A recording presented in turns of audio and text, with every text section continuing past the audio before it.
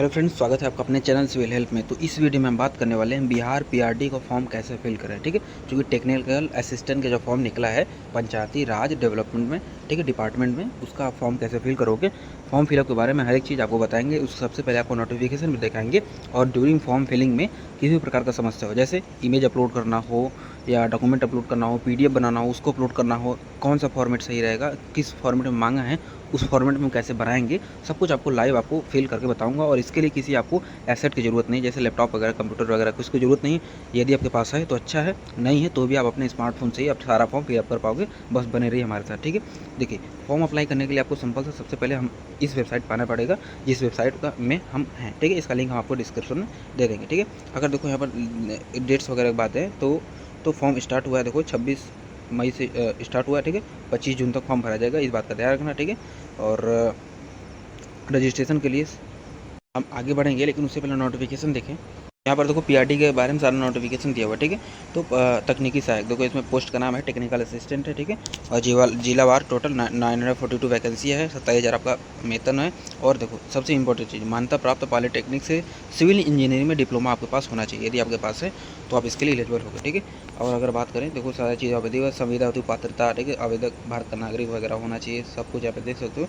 सारी चीज़ें देखो यहाँ पर उन्होंने दे रहे हैं। ठीक है, कैसे वेबसाइट करना है हम आपको बताएंगे। ठीक है, और वो तो हम बता ही रहे हैं। ठीक है, और तकनीक की सूची का निर्धारण होगा। ठीक है, और हाँ, एक चीज़ देखो यहाँ पर है, एक चीज़ आपको थोड़ा ध्यान देना पड़ेगा। अभ्यर्थी आवेदन करते समय यह आश्वस्त हो ले कि जिस जिले के लिए वे आवेदन कर रहे हैं उस जिले में रिक्ति है या नहीं। ठीक है, बिना रिक्ति वाले जिले में आवेदन किए जाने पर रिक्ति में उनकी उम्मीदवारी कोई दावा मान्य नहीं होगा। ठीक है, तो एक बार पहले चेक करना है, कहाँ चेक करना है, देखो नीचे आओगे, यहाँ पर देखो चेक करना है। ठीक है, तो किस जिले में कितनी वैकेंसी, आप यहाँ से एक बार चेकआउट कर लेना है। ठीक है, तो उसी हिसाब से अपने जिला चूज़ करना है, फिर उसी हिसाब से अपना फीम आपको उसी जिला को चूज़ करना है। ठीक है, चूँकि जैसे आप चूज़ कर लिए उसमें कोई वैकेंसी है ही नहीं, तो आप कुछ भी कर लो, कोई मतलब है नहीं उसका। ठीक है, तो इसके लिए आपको जिला सही चुनना होगा। ठीक है, अब आते हैं फॉर्म कैसे फिल करें, ये आपको प्रोसेस समझ में आ गया होगा। फॉर्म भरने के लिए आप इस वेबसाइट पे आ जाओगे। यहाँ पे आने के बाद सबसे पहले देखो न्यू रजिस्ट्रेशन में क्लिक करोगे। न्यू रजिस्ट्रेशन में क्लिक करते देखिए हमारे पास वेबसाइट खुलेगा। इसमें जो जो चीज़ें मांगेंगे सब कुछ अपना देना पड़ेगा। ठीक है, पोस्ट आपका टेक्निकल असिस्टेंट ही रहने वाला, ये चेंज नहीं होगा। जैसे नेम में अपना जो भी नेम होगा अपना पूरा नेम देंगे। ठीक है, क्लास 10 की मार्कशीट के अनुसार अपने फादर्स का नाम देंगे, फिर अपने मदर का नाम देंगे यहाँ पे नीचे, फिर अपना डेट ऑफ बर्थ देंगे क्लास 10 के मार्कशीट के अनुसार। ठीक है, फिर अपना जेंडर यहाँ से सिलेक्ट करेंगे, मेल फीमेल जो भी है अपना जेंडर सेलेक्ट किया। ठीक है, उसके बाद फिर क्या है, देखो कुछ चीज़ें पूछी गई हैं, उसमें आपको थोड़ा फॉर्म फिल करना है। ठीक है, जैसे daughter son of freedom fighter, यदि आप फ्रीडम फाइटर के डॉटर सन हो तो आप यस नो फिल करोगे। ठीक है, do you have minimum required eligibility criteria as mention in the advertisement. ठीक है, यदि आपके पास मिनिमम एलिजिबिलिटी क्राइटेरिया मतलब कि डिप्लोमा होना चाहिए सिविल इंजीनियरिंग में, यदि आपके पास ऐसा है तो आप यस नो फिल करोगे, तो आप इसके लिए एलिजिबल हो। ठीक है, इसके बाद है are you citizen of India. ठीक है, यदि आप सिटीजन ऑफ इंडिया हो तो यस नो फिल करेंगे। Are you permanent resident region of Bihar, यदि बिहार के परमानेंट रेजिडेंट है तो इसमें यस नो फिल करेंगे। Do you belong to any reservation category, ठीक है, रिजर्व कैटेगरी से आप बिलोंग करते हैं तो यस नो फिल करेंगे। उसके बाद और ऊपर जाएंगे, देखो और ये जो पूछ रहा है कैटेगरी, फिर अपना कैटेगरी से चूज़ कर लेंगे। ठीक है, यदि आप देखो अपना जनरल एस टी वगैरह अपना चूज़ करेंगे जो भी होगा। ठीक है, उसको फिर क्या है, और इसके बाद यदि आप PWBD कैटेगरी में आते हैं, ठीक है, मतलब बेंचमार्क डिसेबिलिटी, यदि दिव्यांगजन में आते हैं तो आप यस नो फिल करोगे। ठीक है, सपोज जैसे आप यदि आपने यस फिल कर दिया, देखिए आपका ऐसा खुल जाएगा। ठीक है, और किस प्रकार की डिसेबिलिटी आपको, देखो नेचर ऑफ डिसेबिलिटी आपको देना पड़ेगा। ठीक है, जैसे विजुअल डिसेबल है, हियरिंग डिसेबल्ड है, ठीक है, ऑर्थोपेडिकली डिसेबल है, ठीक है, फिर मेंटल डिसेबल है, मल्टीपल डिसेबिलिटीज है, इसमें अपना चूज़ करेंगे। ठीक है, फिर अपना ईमेल आईडी यहाँ पे फिल करेंगे, अपना मोबाइल नंबर यहाँ पे क्लिक करेंगे, फिर जनरेट वाला ऑप्शन पे क्लिक करेंगे। ठीक है, तो आपके फिर मोबाइल नंबर और ईमेल आईडी पर OTP जाएगा। फिर इसके बाद देखो आप नीचे आओगे, नीचे आने के बाद फिर अपना आधार नंबर दोगे, पासवर्ड दोगे, फिर कंफर्म पासवर्ड को क्लिक करोगे। ठीक है, जैसे पासवर्ड कैसे बनाओगे, जैसे आपका नाम अनिल है, ठीक है, तो आप एक कैपिटल लिख देना। ठीक है, NIL स्मॉल, फिर कोई एक कैप्चा बना, ठीक है, @ का साइन लेना, फिर कोई भी 3 अंक लिख देना, या जैसे अपने डेट ऑफ बर्थ का 4 अंक लिख दे। ठीक है, जैसे 2005 आपने लिख दिया। ठीक है, तो ये क्या होगा, आपका एक अच्छा पासवर्ड बन गया, आपको ऐसा ही पासवर्ड बना लेना। ठीक है, इसके बाद देखिए इस कैप्चा को फिर यहाँ पे फिल करके देखो आप रजिस्टर वाला ऑप्शन पे क्लिक करोगे। वो ऐसे क्लिक करती है आपका देखो ऐसे मैसेज आ जाएगा कि यू आर रजिस्टर सक्सेसफुल, ऐसा करके कुछ मैसेज आ जाएगा। ठीक है, आपको यहाँ पर एक बार सब कुछ मैच कर लेना, देखो आपका रजिस्ट्रेशन आईडी और आपका पासवर्ड यहाँ पर दिखता रहेगा। ठीक है, इसके बाद फिर देखो क्लिक हियर टू कंटिन्यू पे यहाँ पर देखो आपको क्लिक करना है। इसके बाद देखिए हमारा कुछ इन्फॉर्मेशन खुलेगा, इसमें भरना है, जैसे बेसिक इन्फॉर्मेशन हो चुका है, पर्सनल इन्फॉर्मेशन भरना है, प्रोफाइल, फोटो, सिग्नेचर, डॉक्यूमेंट वगैरह सब आपको अपलोड करना है। ये सब बात की चीज़ें हैं। हम पर्सनल डिटेल सबसे पहले यहाँ पे क्लिक करेंगे।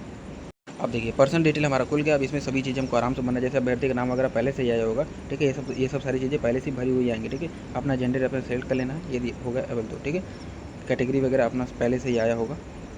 अब देखिए फॉर्म यहाँ से देखो भरना स्टार्ट होता है। जैसे are you employ, are you government, Bihar government employ, यदि आप बिहार राज्य के एम्प्लॉय हैं तो ये नो फिल करेंगे, ठीक है।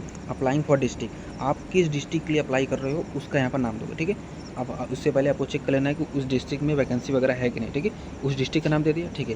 फिर ईमेल आईडी आपका है ही, ठीक है। उसके बाद अपना अपना पैन कार्ड नंबर दोगे। फिर फ़ोन विद एसटीडी कोड, ठीक है, इसमें आपको देना है। लेकिन बहुत से कहेंगे कि हमारे पास तो फ़ोन वगैरह एसटीडी कोड वगैरह ऐसा कोई सिस्टम है ही नहीं, कुछ नहीं है, तो आप NILL नहीं लिख दो, ठीक है।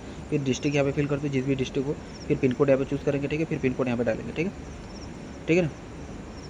इसके बाद फिर क्या है, अपना फिर देखो इधर आ जाओगे, ठीक है। अपना स्टेट चूज़ करोगे। फिर कॉरेस्पॉन्डेंस एड्रेस, आपका वर्तमान पता, अपना पूरा डाटा यहाँ पर दोगे। जैसे विल लिख के फिर कॉमा लगा के फिर अपना विलेज लोगे। फिर विल लिख के कॉमा, फिर ठीक है, समझ ना, जैसे लिखते हैं एक बेसिक फॉर्मेट होता है, उस फॉर्मेट में अपना पूरा लिखोगे, ठीक है। फॉर्मेट नहीं आपको समझ में आ रहा है तो आप कमेंट कीजिए, हम कमेंट में आप वो फॉर्मेट जो हम आपको टाइप करके बता देंगे, तो आप उसी फॉर्मेट में अपना अपना अपना सब कुछ भर लीजिएगा, ठीक है। मैं फॉर्मेट आपको बता दूंगा, अगर आपको नहीं समझ में आता है तो।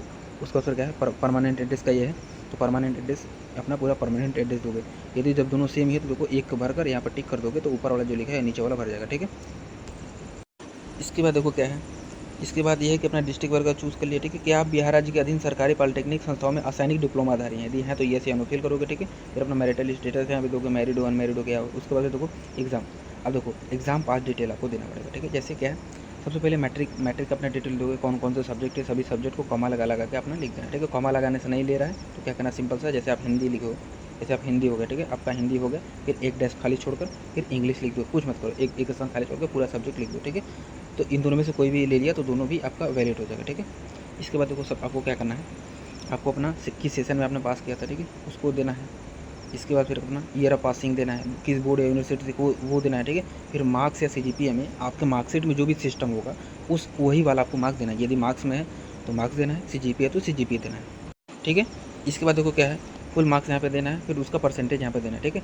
जैसे आपका मार्क्स वाला है तो उसका परसेंटेज कन्वर्ट करोगे तो यहाँ पर आ जाएगा, ठीक है। उसके बाद यदि आपका CGPA वाला है तो CGPA को आप परसेंटेज में कन्वर्ट करोगे, उसके बाद फिर यहाँ पर लिखोगे, ठीक है। समझ में आएगा ना। उसी प्रकार से आप अपने इंटरमीडिएट का डाटा दोगे, उसके बाद अपने सिविल डिप्लोमा इन सिविल का डाटा दोगे, ठीक है। उसके बाद देखो क्या है, उम्मीदवार के शरीर का एक शारीरिक पहचान चिन्ह, मतलब आपके शरीर पे कोई एक शरीर का पहचान चिन्ह आपको देना है, ठीक है। अब जैसे कहीं भी आपको शरीर पे कटा फटा तिल का निशान कुछ भी हो, जैसे आपके दाहिने हाथ पर तिल का निशान है, ठीक है, तो आप लिखोगे अ मोल मार्क ऑन राइट हैंड, ठीक है। और जैसे आपके माथे पर कट का निशान है, ठीक है, तो लिखोगे अ कट मार्क ऑन फोरहेड, ठीक है। कहने का मतलब ये हुआ कि बहुत बड़ा इंग्लिश का वो नहीं बनना है, ग्रामर थोड़ा बहुत ऊपर नीचे होगा चलेगा, लेकिन आपको मोटे मोटा बता देना है, ठीक है। इसके बाद यहाँ पर आप फिल करोगे, फिल करने के बाद देखिए यहाँ पर डिक्लेरेशन पे क्लिक करोगे, फिर देखो सेव वाले ऑप्शन पे क्लिक करोगे। इसके बाद देखिए आपको फोटो सेक्शन खुलेगा, फोटो सेक्शन वाले पे जाकर क्लिक करके अब देखिए फोटो में क्या होगा, दो चीज़ें मांगेगा। पहला चीज़ कि या तो देखो आपका JPG फॉर्मेट मांगेगा या तो उसका PDF फॉर्मेट मांगेगा, ठीक है। ये देखो JPG फॉर्मेट मांगेगा तो एक चीज़ उसमें मांगेगा कि उसके साइज़ दे सकता है कि जो फोटो का साइज़ होगा वो भाई 50 KB से अधिक नहीं होना चाहिए। ये मैं नहीं कर रहा हूँ, इसको आप खोलिएगा, उसमें लिखा होता है, ठीक है। तो क्या है, आप उसे अपलोड कीजिएगा। जैसे यदि साइज़ इमेज की साइज़ अधिक है तो उसके साइज़ को कम करना पड़ेगा, यदि कम है तो आराम से आप अपलोड कर दोगे, हो जाएगा अपलोड। लेकिन यदि इमेज का साइज़ अधिक है तो उसको कम करना पड़ेगा, चाहे फोटो हो, चाहे सिग्नेचर हो, चाहे डॉक्यूमेंट हो, ठीक है, तीनों में। तो आप अब क्या करोगे, तो देखो फोटो सिग्नेचर तो आपका JPG में ही मांगेगा, और जो है तीसरा वाला आपका डॉक्यूमेंट वो हो सकता है कि आपका PDF में मांगे, ठीक है। लेकिन अगर तो मैं वो भी बता देता हूँ दोनों। तो देखो हमारा जानने के लिए हमारे दो चीज़ें हैं। पहला चीज़, यदि हमें JPG फॉर्मेट देना है, मतलब मोबाइल से फ़ोटो क्लिक करके उसी फोटो को हमको अपलोड करना है, तो उसका साइज़ यदि अधिक है तो उसके साइज़ को हम कैसे कम करें, फिर हम इसे आराम से अपलोड कर देंगे, ठीक है। दूसरा चीज़, अगर कहीं पर हमको PDF चाहिए तो PDF हम कैसे बनाएं, ठीक है। तो सबसे पहले हम पहला देखते हैं कि इमेज को साइज़ को कम करने के लिए आपको सिंपल सा गूगल प्ले स्टोर पर चले जाना है, आपको सर्च करना है इमेज साइज रिड्यूसर, ठीक है। बहुत सारे ऐप्स मिल जाएंगे। अब आप किसी भी एक ऐप को चूज़ करके, जैसे मैंने इसको चूज़ किया, ठीक है।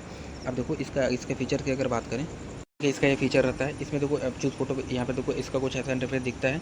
इसमें देखो जाओगे सिंपल सा, आप यहाँ पे क्लिक करोगे, ठीक है। चूज़ फोटो पे जाओगे तो अपना उस फोटो को चूज़ कर लोगे जिसको आपको कन्वर्ट, जिसके भी साइज़ को आपको कम करना है, ठीक है।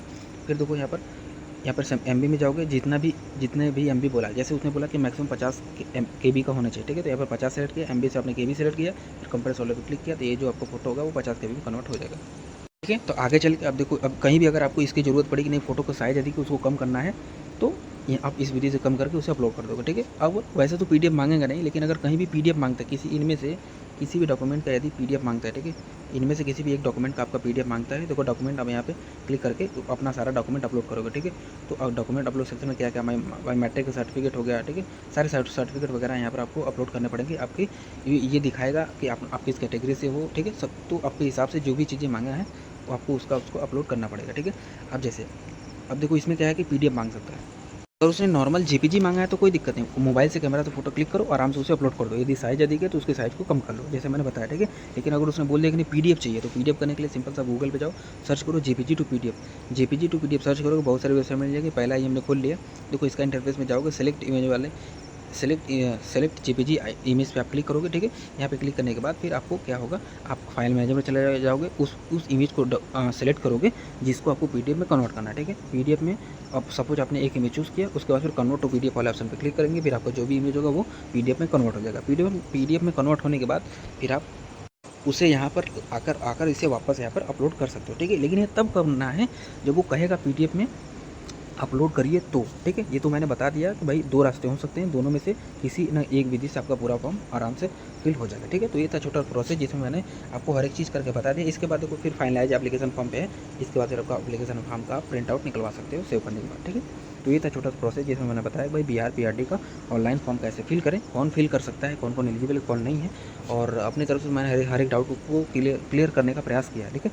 लेकिन अगर फिर भी कोई डाउट रह जाता है जो आपको ना समझ में आया हो तो प्लीज़ आप कमेंट में पूछें, कोई भी डाटा आप गलत नहीं भरेंगे, आप पूछ लेंगे, ठीक है, हम आपको जवाब अवश्य देंगे, ठीक है। तो मिलते हैं, और यदि आपने अभी तक हमारे चैनल सब्सक्राइब नहीं किया है तो प्लीज़ चैनल को सब्सक्राइब कर लें, लाइक करें, हो सके तो शेयर करें, ताकि हम देखो डेली बेसिस पे ऐसी वीडियो लाते रहते हैं, और लेटेस्ट जॉब के भी हम वीडियो लाते रहते हैं जो कि आप तक सबसे पहले पहुँचे, ठीक है। और मिलते हैं ऐसे किसी नेक्स्ट वीडियो के साथ, तब तक के लिए गुड लक।